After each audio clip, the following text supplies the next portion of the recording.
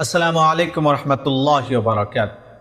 الحمدللہ کفا وسلام علی عبادہ الذین اصطفیٰ، اما بعد۔ معزز سامعین، اللہ تبارک و تعالیٰ نے اسلام کی بنیاد 5 چیزوں پر رکھی ہے، ان میں سے ایک اہم رکن روزہ بھی ہے۔ اللہ تبارک و تعالیٰ نے رمضان المبارک کا مہینہ ہم سب کو عنایت فرمایا ہے، اس لیے ہم سب کو چاہیے کہ رمضان المبارک کے مہینے میں روزہ رکھیں۔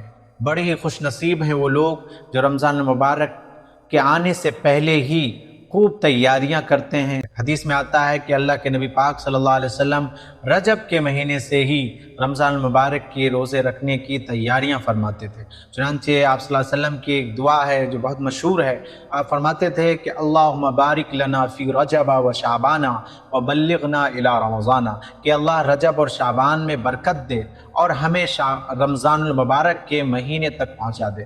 تو میں آپ سبھی حضرات کو مبارکباد دیتا ہوں کہ اللہ تبارک و تعالیٰ نے آپ سب کو رمضان المبارک کا مہینہ عنایت فرمایا ہے، اس لیے میرے بزرگوں دوستو ہم سب کو روزہ رکھنا ہے۔ آج میں آپ کے سامنے پہلے ہی کی طرح نبی پاک صلی اللہ علیہ وسلم کی ایک بہت ہی پیاری اور خوبصورت حدیث پیش کرنے جا رہا ہوں، جس کو امام بخاری نے اور امام مسلم نے روایت کیا ہے۔ عن سہل بن سعد قال ان فی الجنة بابا يقال له الریان يدخل منه الصائمون يوم القیامة لا يدخل منه احد غيرهم يقال اين الصائمون فيقومون لا يدخل منه احد غيرهم فاذا دخلوا اغلق فلم يدخل منه احد، رواہ البخاری و مسلم۔ ترجمہ ملاحظہ کریں کہ حضرت سہل بن سعد رضی اللہ تعالیٰ عنہ فرماتے ہیں کہ نبی پاک صلی اللہ علیہ وسلم نے ارشاد فرمایا ان فی الجنت بابا یقال له الریان، کہ جنت میں ایک دروازہ ہے جس کو ریان کہا جاتا ہے۔ یدخل منہ الصائمون، کہ اس میں صرف روزے دار ہی داخل ہوں گے۔ یوم القیامہ، قیامت کے دن، لا يدخل منہ احد غیرہم، اس کے علاوہ کوئی بھی اس میں داخل نہیں ہو پائے گا۔ یقال این الصائمون، اور کہا جائے گا اس دن، آواز لگائی جائے گی این الصائمون، کہ روزے دار کہاں ہیں؟ فیقومون لا يدخل منہ احد غیرہم، سو وہ لوگ کھڑے ہوں گے اور اس کے علاوہ اس میں کوئی بھی داخل نہیں ہوگا۔ فاذا دخلوا، جب وہ لوگ داخل ہو جائیں گے، اغلق، تو پھر دروازے بند کر دیے جائیں گے۔ فلم يدخل منہ احد، پھر اس میں ان کے علاوہ کوئی بھی داخل نہیں ہو پائے گا۔ رواہ البخاری و مسلم، اس کو امام بخاری نے اور امام مسلم نے روایت کیا۔ جب ایک شخص روزہ رکھتا ہے تو اللہ تبارک و تعالی اس کے لیے بہت سارے انعام جنت میں تیار کر رکھے ہیں۔ چنانچہ آپ نے پہلی ویڈیو ہماری دیکھی ہوگی تو اس میں آپ نے سنا ہوگا کس قدر اللہ تبارک و تعالیٰ نے رمضان المبارک کے روزہ رکھنے والوں کے لیے جنتوں میں کس قدر آسائشیں تیار کر رکھی ہیں اور کیا کیا انعام ان کو دیں گے۔ اللہ تبارک و تعالی ہم سب کو بھی اس کا حصہ بنائے اور ہم سب کو بھی رمضان المبارک کے مہینے کے خوب سے خوب قدر کرنے کی توفیق عطا فرمائے اور اللہ تعالی کے اس انعام کے ہمیں بھی مستحق اور حقدار بنائے۔ میرے بزرگوں دوستو، اس حدیث میں یہ بات کہی گئی ہے کہ جنت میں ایک دروازہ ہے جس کو ریان کہا جاتا ہے۔ اللہ تبارک و تعالیٰ نے ایک دروازہ خاص طور پر روزے داروں کے لیے بنایا ہے، جس میں روزے دار جس دروازے کے ذریعے سے جنت میں داخل ہوں گے۔ جیسے کہ آپ دیکھیں گے کہ دنیا میں بھی کوئی معزز شخصیت جب کہیں جاتے ہیں تو ان کے لیے ایک الگ انتظام ہوتا ہے، ہر ایک چیز ان کے لیے الگ سے بنائی جاتی ہے تاکہ وہ ہر اعتبار سے سکون اور راحت میں رہیں، کسی طرح کی انہیں پریشانی نہ ہو۔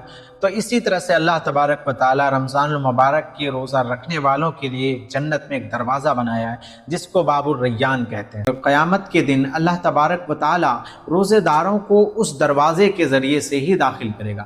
تو یہ بڑی خوش نصیبی کی بات ہے کہ جنت میں روزے داروں کے داخلے کے لیے ایک الگ سے دروازہ بنا ہوا ہے اور اس میں روزے دار کے علاوہ کوئی بھی داخل نہیں ہو پائے گا۔ ریان کہتے ہیں پورا صحرا۔ روزہ میں جس تکلیف کا سب سے زیادہ احساس ہوتا ہے وہ ہے پیاس، کیونکہ جب انسان روزہ رکھتا ہے تو اس کو سب سے زیادہ پیاس لگتی ہے۔ تو اللہ تبارک و تعالی نے ان کے لیے انعام رکھا ہے کہ جب تم نے میرے واسطے کھانے کو چھوڑ دیا، پانی پینے کو چھوڑ دیا، ہم تمہارے لیے یہ انعام طے کر رکھے ہیں کہ تمہیں ہم ایسا جام شراب پلائیں گے، ایسا جام پلائیں گے کہ پھر تمہیں کبھی بھی پیاس نہیں لگے گی۔ چنانچہ حدیث میں آتا ہے کہ ومن دخلہ لم یسمع ابدا، کہ جو شخص باب الریان میں داخل ہو جائے گا پھر وہ کبھی بھی پیاسا نہیں ہوگا۔ بعد میں اگر وہ پانی پئیں گے بھی تو وہ بطور لذت کے ہوگا، کہ جب بھی پانی پیے گا تو ان کو ہر ایک میں ایک الگ ہی ایک نئی لذت کا احساس ہوگا، اس میں ایک نئی لذت ہوگی۔